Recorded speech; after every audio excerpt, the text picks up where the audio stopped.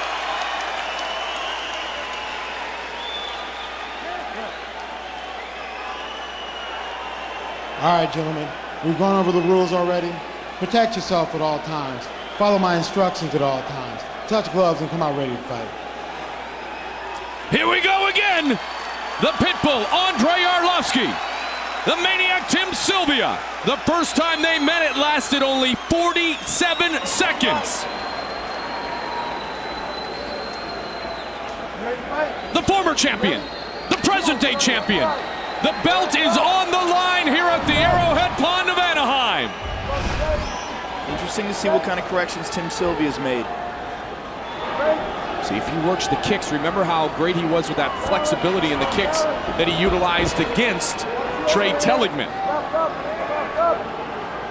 And the reach advantage is there for Tim Sylvia. About a 5-inch reach advantage, as we showed you on our Zion's Tale of the tape. Tim's got his hands up high. His guard looks tight.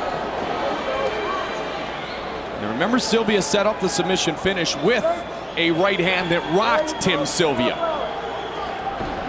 Going towards the body. Now watch the knees of Tim Sylvia as well. If Andre gets down low, Tim might try to throw him a knee. Talking to Pat Miletich, he said, watch the knees and the increased hand speed of Sylvia. Tim Sylvia might have gotten rocked by that right hand. It looked like his legs buckled a little bit. And that's the right hand that put him down in the first fight. That's the right hand that put Paul Bontello to sleep.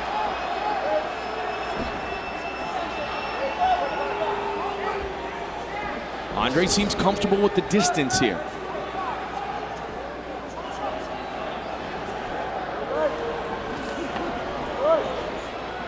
Arlovski trying to close in, get inside the long arms of Tim Sylvia. Sylvia in the red trunks, Arlovski in the black trunks. Arlovski, the title holder. Arlovski's got great movement. He never stands still. He's always moving. It's very difficult to gauge where he's at. Look in the midsection a lot of Sylvia, isn't he? Looking for those body shots. Swing and a miss. It's hard to hit that big head. And Tim Sylvia's so tall, 6'8". Just a little bit of blood coming out of the left side of Tim Sylvia's head. Dripping down towards his eye now. Getting grazed by something. Good jab by Arlovski. The longer this goes on, the more confident Tim Sylvia's going to be. Absolutely. It's already lasted longer than the last meeting. Good sweeping right hand by Arlovski. Arlovski really trying to work those body shots, Joe. Yeah, we haven't seen any kicks. There we go. There you go, on cue, my friend. And the kicks of Sylvia are greatly improved. Yeah, for sure. His working out with Billy West. Billy's got him stretching. Oh! He's in big trouble. He was rocked by that same right hand that Arlovski rocked him with in the first meeting, but Sylvia is back to his feet. He's back to his feet, but he's hurt bad. He's still wobbling. He goes down. Sylvia trying to finish him. Oh, it's all over. Tim Sylvia, the heavyweight champion. Tim Sylvia was hurt bad. Tim Sylvia is the heavyweight champion. Unbelievable. What a comeback. He was at the brink of being knocked unconscious. Came back, connected to Arlovski. It's like we said before, there is no unbeatable fighter. The human jaw is not designed to be punched. If you catch one on the chops like that, you go. Wow!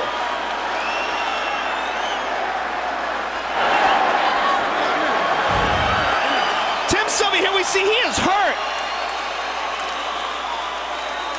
Bang! He catches Arlovski right on the chin and capitalizes. Let's take another look at it. It was a little uppercut, and Arlovski was hurt. Herb Dean stopping the fight when Arlovski wasn't defending himself. Let's take another look at that. Boom, right on the chin. It didn't even look like that powerful a punch. He didn't step into it. Arlovski was stepping in though, and that probably accentuated the power of it. Well, you know what? Arlovski smelled the blood after knocking down Tim Sylvia. And Tim Sylvia is once again the heavyweight champion of the world. Stunned and in disbelief is Andrei Arlovski. Here's Bruce Buffer. Ladies and gentlemen, referee Herb Dean has called a stop to this contest at 2 minutes 43 seconds of the very first round. For the winner by TKO and new UFC heavyweight champion of the world, the Maniac, Tim Sylvia.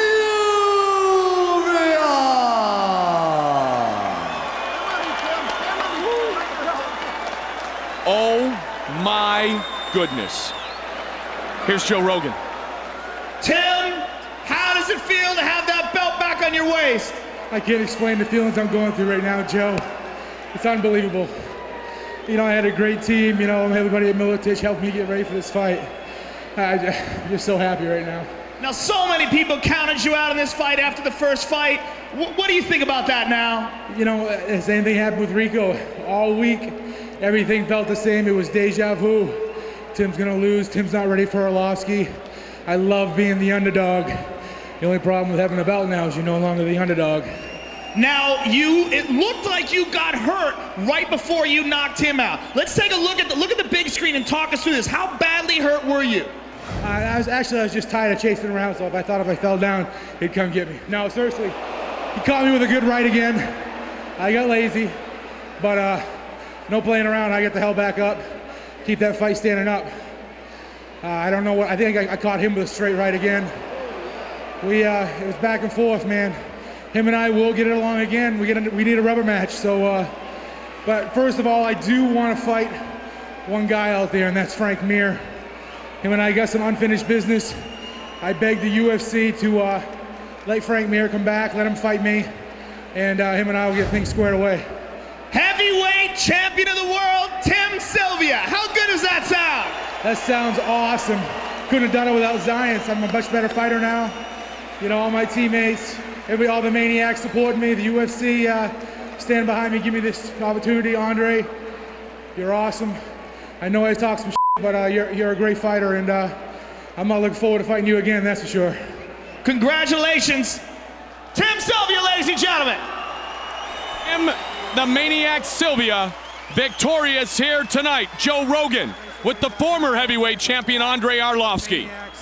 All right, I'm here with Andre. Andre, you've got to feel very disappointed. Did you think that you had him out, and did you get reckless because of that? Скажи, что я пытался его поймать, но как бы он оказался проворнее. He was trying to catch him, but Tim this time ended up being quicker and trickier. Do you agree with the referee's stoppage of the fight? Yeah, referee stopped the fight, so it's happening. What do you do now? Do you go back to the drawing board? A couple of weeks I have a rest, and after that I come back to my boxing gym and jiu-jitsu classes, so I want to fight. I hope UFC give me one more fight against Tim Sylvia. Well, I'm sure we'd like to see that. Andre Arlovsky, ladies and gentlemen. Joe said it best, there is no such thing as indestructible in the sport of mixed martial arts, and Tim Sylvia proves that tonight. And oh, how he loves to hold that heavyweight belt. I guarantee you he will sleep with that under his pillow tonight. An emotionally charged and victorious heavyweight champion, Tim the Maniac Sylvia. Just as we had hoped that it would be a big bang here at the Pond in Anaheim, and certainly it was, and the re-arrival of Tito Ortiz ended up with a very razor-close split decision victory. But I'll tell you what, this crowd was electric, Joe. It was a fantastic crowd. I mean, the biggest crowd we've ever had for the UFC. 18,000 people, sold out in 2 days, and the Tito Ortiz bout, very close decision. Very close, could have gone either way. Unfortunately for Tito, he's injured, and he might be out of action for a while now, depending on whether or not the doctor says he needs surgery. All right, let's recap it. Early on, it looked like we were going to see a very quick finish. Early on, we saw the Tito of old. Yeah, Tito of old. In the beginning, the first round, it was brutal, ground and pound inside of Forrest's guard. He cut Forrest. He had him really badly battered, and he was completely dominating him, pushing the pace, completely controlling Forrest. But in the second round, Tito had a really hard time taking him down. Because of that knee injury, it really compromised his shot, and he wasn't able to take Forrest down. Now, when Forrest was on his feet, Forrest did much better. Landed some good shots. and pretty much controlled the pace of that second round. Third and final round, Tito got the late takedown, but Forrest was there till the very end. Forrest was there till the very end, and I think that takedown was probably the deciding factor in the fight. It was a split decision victory for Tito Ortiz, and the takedown was probably it. Tito landed a couple good shots, good right hand, but Forrest came back with some good punches of his own. Very entertaining and exciting fight, and really solidified Forrest's position at the top of the heap at 205 pounds. Well, Joe, you talked about it. Tito came in banged up, hurt himself during the taping of The Ultimate Fighter 3, but we never heard him talk about it, which shows us what a great competitor he is. The doctor looking at the left knee of Tito Ortiz after his split decision victory tonight. Yeah, you see how the doctor's moving that knee around? That's not a good sign. I don't know what he's saying, but coming from me, I've had 2 ACL surgeries, and it's nasty business, and Tito's gone through one too. So if this is really a torn ligament, then we're going to see Tito out of action for probably 8 to 9 months. Well, if he is, then we'll have to wait for that long-awaited rematch with Ken Shamrock. Speaking of long-awaited rematches, Tim Sylvia probably felt like he had waited his entire life to redeem himself against Andrei Arlovski, and in the end, he did. In a phenomenal performance. He was hurt really badly, and in the middle of being hurt really badly, countered Andrei Arlovski and put him to sleep. I mean, he is hurt really bad there with that right hand, and Arlovski gets a little reckless and runs right into Tim's big right hand. That's what we've said about Tim over and over again, is he might not be the fastest guy in the world, but he hits hard, and he never quits. The knock on Andrei Arlovski, if there ever was one, was that he has a weak jaw, and that might actually be the case. Andrei Arlovski live in his locker room now, watching the replay once again. I think he's stunned and in disbelief right now. I'm sure he is. I'm sure he's very disappointed, but you know what? That's the fight game. You make a mistake, you pay. That's why it's such a dangerous sport. That's why the rewards are so great. Randy Couture, Chuck Liddell fought the first time Randy won. The second time, Chuck won. The third time, Chuck won. I think we're headed to a third matchup between Tim Sylvia and Andrei Arlovski. Oh, without a doubt. We have to have a rubber match. I mean, the UFC heavyweight division is kind of in a turmoil as it is. This at least shakes it up a little. A lot of people thought this was going to be a walkthrough. A lot of people thought Arlovski was going to come in and blow him out of the water. It didn't work out that way. Now we've got a rubber match. Well, they will meet again. Speaking of again, the middleweight champion looked like a champion again tonight. The former middleweight champion, Evan Tanner, awarded our tap-out submission of the night. Beautiful triangle on Justin Levens. Evan Tanner caught the arm in, threw his legs up, jumped to guard, and finished Justin Levens off with a beautiful a beautiful triangle for the tap out of the night. Our submission of the night brought to you by our good friends at Tap Out Clothing Wear at InYourFace.com. Joe, I'll tell you what, I'm absolutely gassed right now. The emotions that went into the long-awaited arrival of the sport of mixed martial arts to a big building like this in Anaheim, California, absolutely everything you and I could have dreamed it would be when you were in Dothan and I was in Bay St. Louis, Mississippi. Yeah, it's been a long time, but it's been worth it. Yeah, and now, you know what? And now guess what? We're headed to the Staples Center in just a matter of weeks. Don't forget also every Thursday night, live on Spike TV, it's The Ultimate Fighter 3, Thursdays at 10, live on Spike, with your coaches, Tito Ortiz and Ken Shamrock. And don't forget, tickets available at the Staples Center box office, UFC.com, and Ticketmaster.com for UFC 60, Saturday, May 27th, 10 in the East, 7 in the West, live on pay-per-view. Sold out, 18,000 in the house tonight. The executive producers of the Ultimate Fighting Championship, Frank Fertitta III, Lorenzo Fertitta, and UFC President Dana White. Our supervising producer, Craig Borsari, coordinating producer, Tim O'Toole. A great job done tonight by our producer, Bruce Connell, our director, Anthony Pasquale Giordano. And Al Connell, our technical producer, keeps everything together. We had waited and waited to see how real Forrest would be, how real the return of Tito Ortiz would be. We found out that Forrest is the real deal. Tito was just a little bit better, and he makes what is a triumphant return. Will these two fight once again?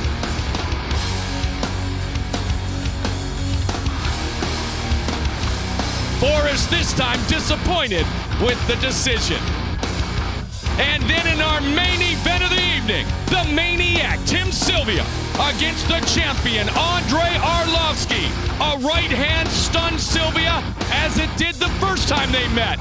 But this time the ankle was protected. Tim got back up and Andre went down.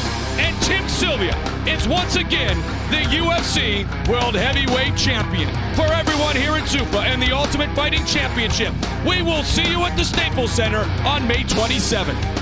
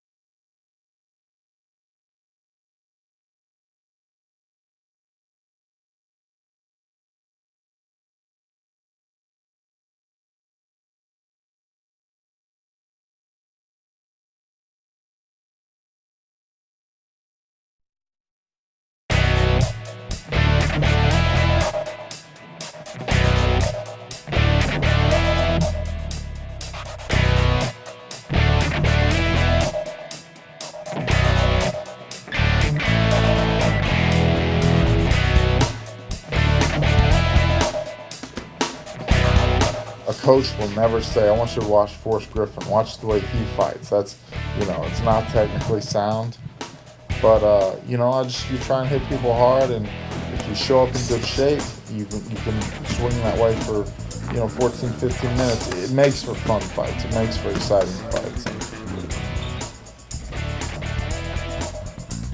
People always want to watch me fight, either I win or lose. I just make it exciting when I fight. And like Forrest says, he makes it exciting himself, so I expect this to be a really great fight. 245, god damn. I know that big ugly son of a gun. Enough room here for all of us. Yeah, there is. We'll get these guys out. Dude, there's not enough room in here for you. I'm skinny right now. Hey, Matt. Hey, Matt. Yes, sir, Mr. Milkman, sir. Will you grab Forrest here a little bit and just, put him on bottom? He's got a big fight coming up. Holy shit, I've ate so much today and I'm 62. Good, you're in shape. This fight I feel so good for just because it feels like deja vu right now. I feel like the first time I fought Rico Rodriguez. I didn't have to cut weight. My training camp was great. I went through it injury-free, and I'm feeling the same way I felt back then. I was like, going in to fight the champ. I'm an underdog. I'm going to go in there and knock him out and shock the world. And that's exactly the same way I feel right now. Bad intentions, bad intentions. This whole week's been great. He's not even nervous. He feels great. It is very much like the Rico fight. We came in very confident. We felt great. He's calm. He's smiling a lot. He knows he's got a job to do, and when the time comes, he'll flip the switch on and get to work. Call me back. A minute left. Let's hope that Arlovski is going to train like Rico did and really underestimate Tim. If that's the case, and the later rounds are going to help us out. I think if I'm Andre Arlovski and I beat everybody and I've knocked Tim down and submitted him in the first round, I might take him lightly. Time, guys. It's good. Andre is not overconfident at all. He's the type of guy that believes that he's not even the champion yet. He thinks he has to defend that belt many times to be a real champion. I respect all my opponents, and every my fight I trained hard. It's for my next fight against Tim Sylvia, I train hard too. In 2000, I started training with Dina Castes, my jiu-jitsu trainer. He was with me through all my victories and losses. And for my last fight, I trained with Mike Fly Garcia. They both have helped me a lot, so I have a great team in Chicago. He's a beast. So we just never let him slip. You know, we tell him, you know, you've earned this, and you're going to keep on earning it if you're doing what you're doing, and don't take things for granted. He doesn't. Get out of there. Don't stay in front of him. Well, as far as boxing, we just want to make sure his hands are up and a lot of side-to-side movement, not staying in front of his opponent. There you go. Tonight I work out around 40 minutes. I'm training a little bit in jiu-jitsu and in boxing with my coaches. So I think I'm ready for April 15th.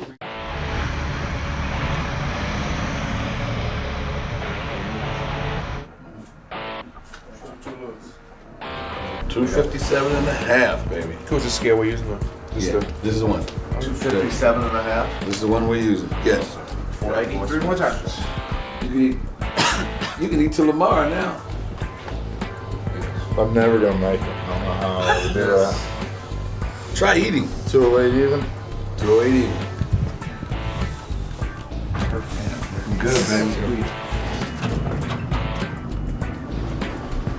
Well, it's like 11:30. Check my weight, about 3 pounds away, right where I needed to be. 208 on the dot, and going to bed. You know what I miss? too, but Jimmy took me over. My favorite friggin' meal we used to make all the time was your biscuits and gravy. You like that, huh?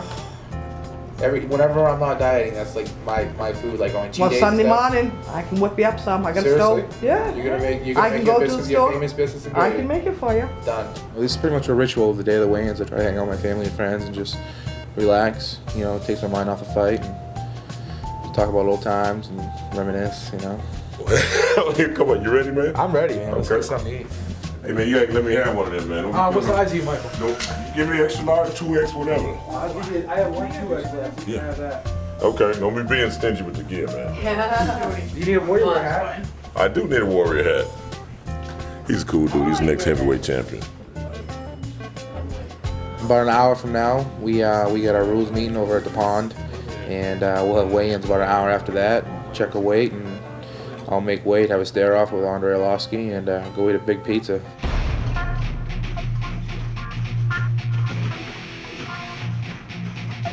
Today I wake up at 12. I work a little bit with my boxing coach. My team, they to do everything for me. I'm just must fighting that's it. Of course I miss my family, but right now more important for me is stay a good fighter, stay a champion. Paulo, you know how to turn the sound on. Turn the sound on. I think it might still be on from Evan, but just make sure throw some water on the poles. On into its hottest. Has like 10 settings. You know, it's good to have your people that support you and have been with you and know you.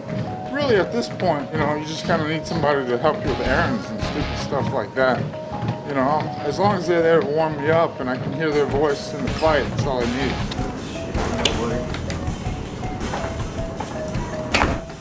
I'm sure you do, though. Hey, Chief, put some water in that. Yes, sir. I got about 4 or 5 pounds to lose. I can do that in 40 minutes, easy. I never want to have to do more than 8 or 9 pounds a day to fight, because you're talking about an hour and a half of, you know, either walking on a treadmill or being in the sauna, and that'll wear you out, you know. But if it's just 5 or 6, you can usually get that less than an hour, no problems. All I've really been doing differently is eating right for a change, which is crazy for me because I'm kind of the cookie monster.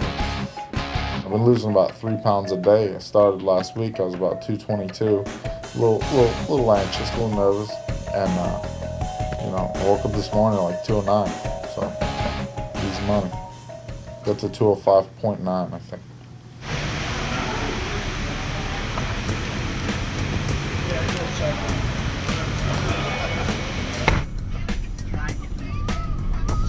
champ. Yo. When you pose for the pictures, you're gonna put your fist on his jaw. You bet your ass. Kind of looking forward to seeing this arena. Yeah. 17,000. It's huge to be fighting in California right now. The sport has gotten so big that we had to move out of Vegas because there wasn't enough seating. We're seating 17,000 on the pond, and they sold out in record time. We finna go now. You finna go right now. We finna load up right now. They want to get you over there early. When I became a world champion in UFC, I feel a lot of attention for my personal, but what I was 5-10 years ago, I have same team, same friends, same coaches. So for me, it's a pleasure to be a champion in UFC.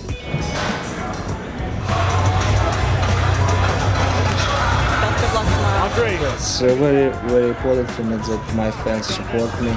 Every day before when I came to Anaheim, I checked my official website. I had a lot of mails from my fans. It means a lot to me. It gives me more energy, train hard, and beat Team Silva again.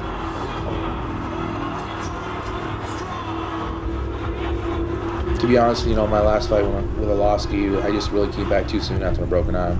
It's the competitiveness in me. Being an athlete, I thought I can overcome anything, but I really wasn't ready. I wasn't able to train on the ground hard enough, and when the fight hit the ground, I wasn't ready for it. He came out, gunning. He wanted that belt, and he capitalized on it and won it. Of course, a lot of people want to beat me, and he said that it was very victory for me. I don't think so, because I'm trained hard for each my fights, and I also lose 2 fights in the UFC, but I don't look excuse for my losses, so we'll see tomorrow. Where am I next, bro? Just go have a seat, and we'll come get you. All right, bro. John? I'm gonna go, weigh in, rehydrate, get my body rested, recoup, take the rest of the day just as a mental break, watch movies, not worry about the fight. I've already played it out in my head so many times, it's old hat, And then tomorrow, wake up as late as I can, and then we'll start, tuning in, honing in, and, thinking about, work time.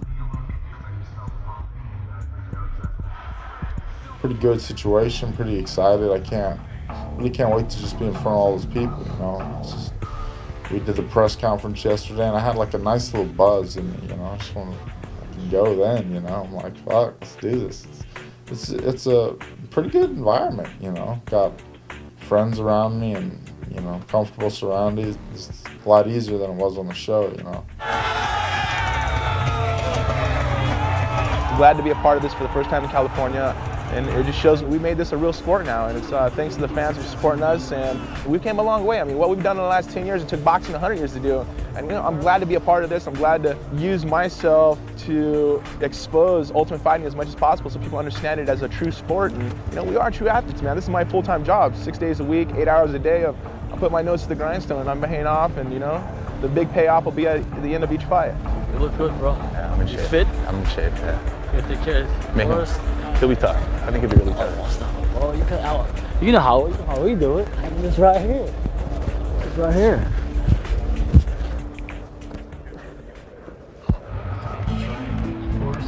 A reality check is what it's going to be called. Forrest will get a reality check. He'll have his time in time, and I think this will be a tough fight. I'll guarantee you the first round will be a super tough fight. The second round will be a little tougher. I think the third round is what's going to really have to pay off and see who has the best cardio, who has the best strength, and who's been in this situation before where you have 17,500 fans screaming at you. And I had a few injuries during training, but I sucked it up, and I pushed through it. And, I'm as good as I'm going to get at this point.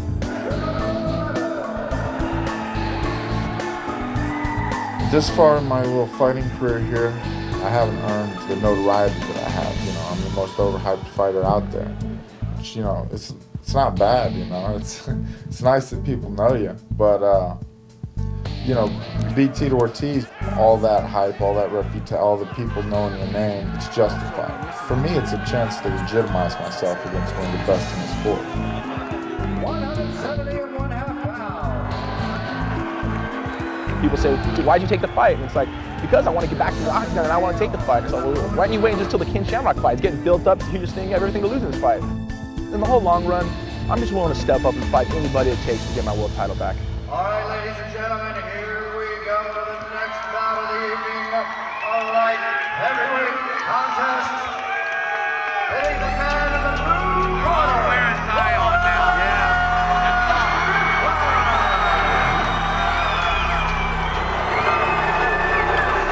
Feel the blues, baby, feel the blues. 203 pounds.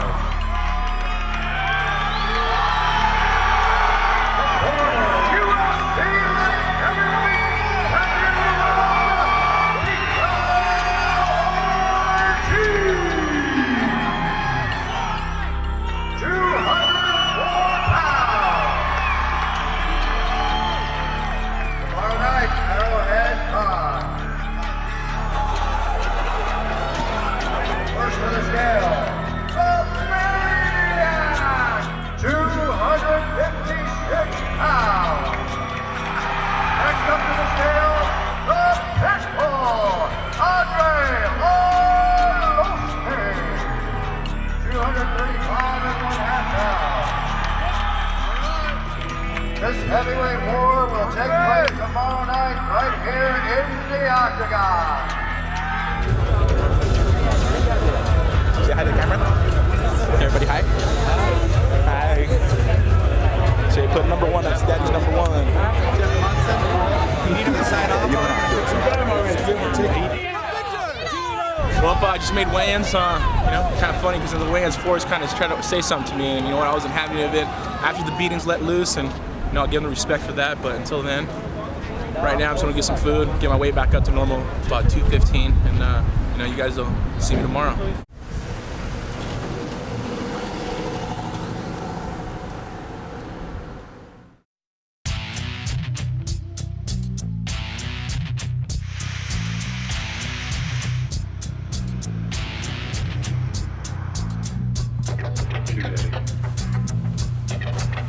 You hear me?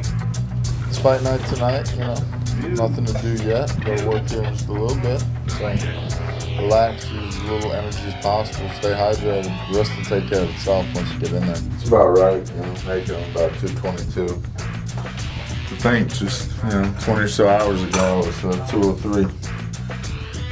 A lot of guys don't like, cameras and etc. around, it kind of gets in the way, changes your routine if you have a real specific routine, but to the extent that I can allow people to have as much access as they want in my life without altering it and make things where I can't get what I need to get done. I don't care. I guess being on a reality show kind of desensitizes you to cameras, you get used to it. Chariot awaits you, sir.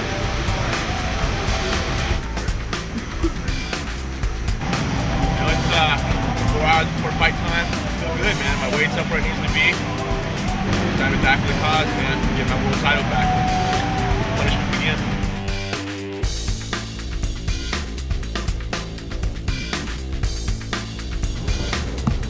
They're here. What's it all about? Fight day, my routine is usually just get up and go eat steak and eggs, toast, and I just try to eat every 2.5 hours. Make sure I'm fully loaded, have plenty of meals, and then I stop eating when I get to the arena. 425, we better roll. Yep. Heating up. The fans always see us when we're fighting or before we fight, but I'm glad we're doing the DVDs now because it just shows us how we're just like you guys. We're everyday people. We like to relax, hang out with our family and friends, and have a good time. And it just so happens they work 9 to 5 jobs, and we work a 25-minute job on title fights. Granted, when we're training and stuff, but it's all about having fun. And hopefully, people will be fortunate enough to do what they like to do, and that's what I'm doing. I'm living a dream. I get to fight for a living.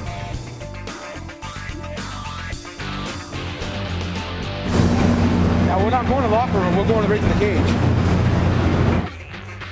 I'm sure we play into Tim's game plan as far as all the heart he has and everything, but Tim came to Iowa with a lot of heart. Just the way he is. It was programmed into him. I mean, we taught him maybe a lot about the work ethic and stuff like that, but he's got a great mindset for fighting. You just don't count Tim out, ever. I will not quit a fight. You can't teach that. You're either born with it or you're not. I'm going out there, and if it happens to be a long fight, I lose the first 2 rounds. I'm gonna overcome that and win the next 3. This type of guy, and I don't care. I just love to fight. And gonna kill me in the ring, basically. A win is a win. Even a loss is a win, but we can't even think about that. I'm super confident in Andre. He works very hard. He's going to be keeping that belt shiny for a while. How you doing, buddy? Nice to meet you. Excited to be at the fights? Yeah. All right, good. Good night, man. Can't wait. The fans is what fuels me, man. I mean, that's what you see before all my fights. I always go out into the audience and I do autographs and I take pictures and stuff. And there's no other fighter that does that because, if it wasn't for them, I wouldn't be here.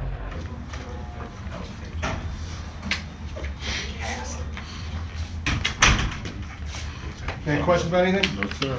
Nothing at all? No. Best of luck. All right, brother. Thank you much. Close it. Open. Oh, hey. Close it. Yeah. Give me lots of work time on the, Open. If I'm in a bad spot, let me work. Close it. I'll work. No, I will not do that. I'm Open. going to stop it right away. Yeah. Okay? Yeah. Close it. I'll see you then, Steve.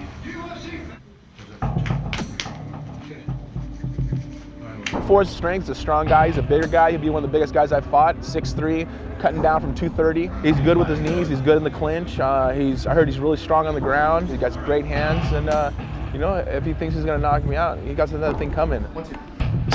1, 2. 1, 2. As far as Forrest's strengths go, I think the guy has definitely a, rock solid chin, very aggressive, stays busy, good takedown defense, and good hands. And at the same time, it's pretty obvious. Tito needs to put him on the ground, push him to the limit, tax his cardio, and do what he does best, which is ground and pound. Tito has great cardio. That's what he's been known for. And obviously, he's a ground and pound type of guy. He wants to try to drop elbows. He wants to stay out of bad situations. Forrest is a big, strong guy. I know a lot of people think he's the weaker guy in this, but they're about to be in for a surprise. No way in the world can you ever imagine this guy being right now. That's going to be the game, How tough am I? How conditioned am I? If it takes me down 7 times, am I going to get up 8? That's the fight for me. I'm not going to take too bad of a beating. I'm a big, strong guy, and, I'm wiry on the ground, but I'm not going to win a fight, on my back from headbutting his elbow repeatedly. They won't give me that decision. I'm working on a lot of things. John, Mike Pyle, Randy Couture a bit, Jay Huron, Roy Nelson, Big Country, Ron Frazier, guys have been a tremendous help. And when I go in there, those will be the guys that I really want to perform for, The guys that have, sweat and shared all that bullshit with me in the gym. Training for this fight went really well. Right after the Ultimate Fighter, we went straight to Big Bear. We've been there for 6 weeks. Tito's had some tremendous training partners, Rampage, Quentin Jackson, Dean Lister, Rico Rodriguez. We've had a variety of people, as well as Kendall Grove from the Ultimate Fighter, and those guys just put on, a hell of a performance with regards to helping him out for his fight. Kendall Grove helped me out a lot for this fight. He was up in Big Bear every day with me. He's 6'5", 215, 210. He's right at Forrest's size. So, he tried to use everything that Forrest does, and he really helped me out a whole bunch. I got to thank him. You got to bring the best guys in, and I'm bringing the best guys in. I really envision this fight, me coming out and putting the pressure on Forrest, getting his face right off the bat. Try to take him down, look for the ground and pound, try to expose him and make him carry my weight and see how he likes to get pushed around a little bit. Fuck this motherfucker! It's your house. It's on my motherfucking house. Fuck Zach, my motherfucking cars. I came from a rough upbringing, man, and I think that's what gives me the heart that I have, man. I have a heart of a lion, and I think the heart and my mind is the strongest things I have, and if I use them to the fullest, I'm unbeatable. Turns to the octagon for the first time in a little over a year. The longtime light heavyweight champion Tito Ortiz will fight the Ultimate Fighter Forrest Griffin. Has not got the heart that you do. Keep breathing, keep calm, keep moving. Keep moving. And some short shots to the head. Gotta clear that cardio problem of his right on up. This is not a baby. It's not an 18-year-old getting ready to go in that cage. This is a full-grown man, and I think people are about to understand that he is a man. He has arrived. It's his time. All right, showtime. Right now. All right, guys, let's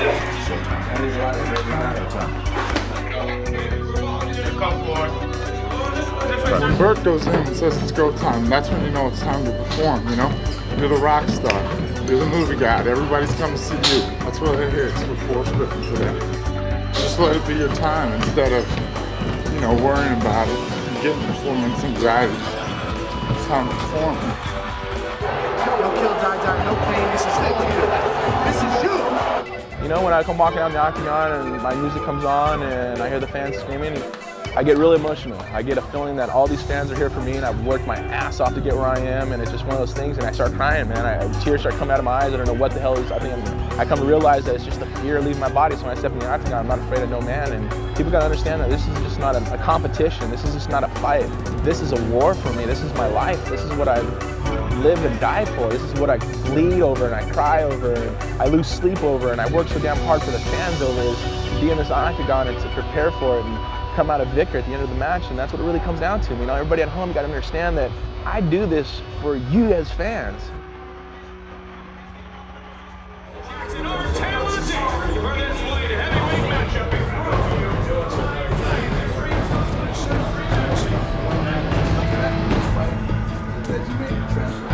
How do you feel? I mean, that's...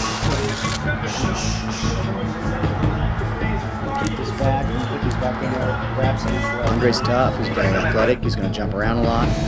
He moves real well. He's got a good ground game, a good stand-up game. Tim's not as mobile as Arlovsky is, but I think Tim hits harder. Andre's a very well-rounded guy. Everybody knows that. Everybody's seen him fight. But you can't lift weights with your jaw. And Andre has a suspect chin, and Tim's gonna test it tonight. There. High gear, brother. High gear for this. Good. Quick. Good. There you go. The only times he's been hit, he's gotten hurt. Arlovsky works very hard on not getting hit, and he's got a powerful overhand right. I've got a game plan so that I'm going to take away his overhand right. Everyone thinks I'm going to go up there and throw low kicks and jabs. I'm not going to pick my feet up off the ground. I'm going to eat every leg kick he decides to throw, and I'm going to throw a straight right down the pike. He's got a weak chin, and I'm going to expose him. I think right now Tim's a little bit quicker, a little bit faster than he was 1 year ago, but he's still Tim Silva. Almost kicks coming high. Good. Tim Silva's got a very good right hand, a good reach. If he could use that, we'll see. I heard he's been training a lot, cutting down on weight. Somebody told me he was doing yoga and jiu-jitsu and trying to, put the whole game together. And I think he's a very tough opponent. But Andre's the man. I try to do everything possible to win my fight. He likes strike, I like boxing, but we'll see. He said it's not will be a boxing match and jiu-jitsu match, it will be a war. Okay, I'm ready for the war. 30-27? 30-27. Wow. It's going to Tito. Cecil will get Forrest.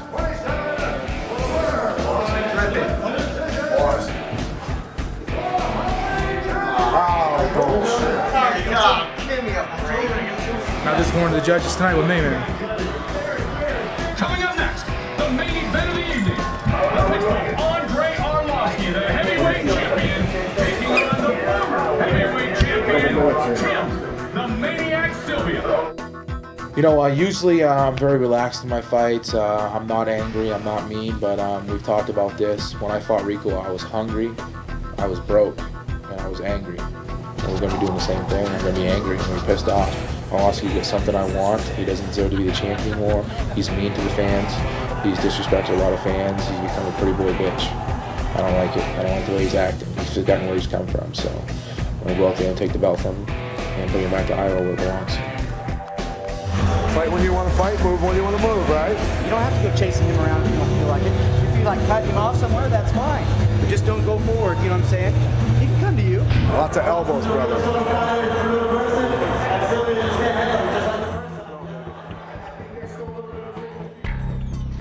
When I walk into octagon, I'll go to do my job very well because I'm really hungry for the fight and I'm really hungry for the glory and I want to beat that guy one more time.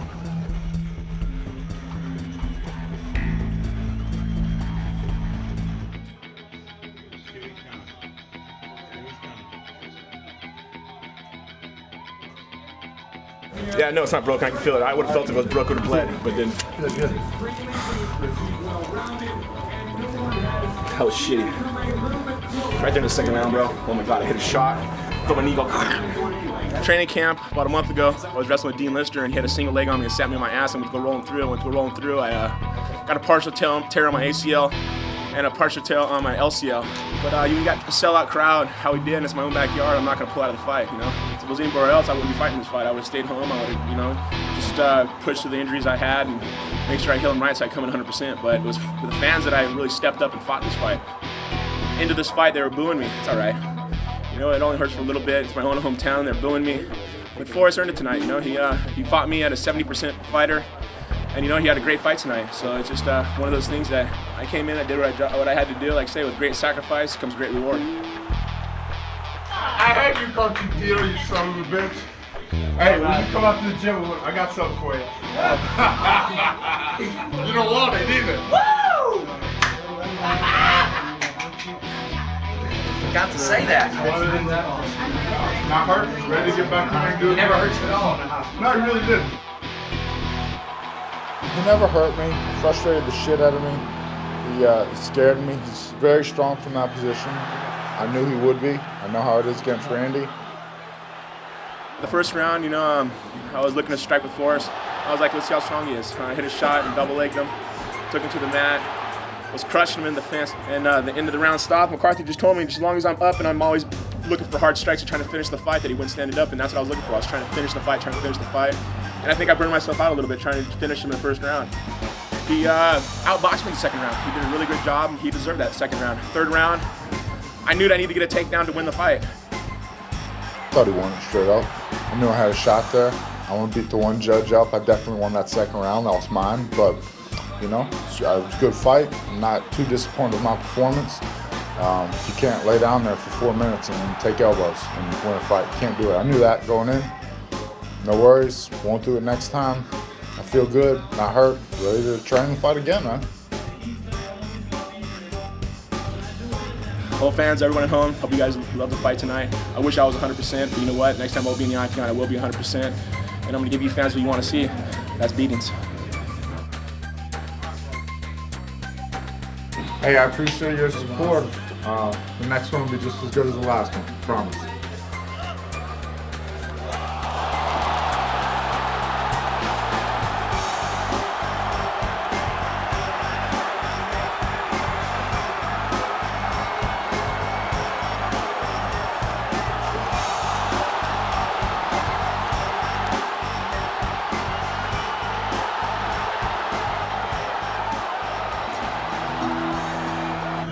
Wow. Sylvia, no. I was like, oh yeah, gets up. Whoa.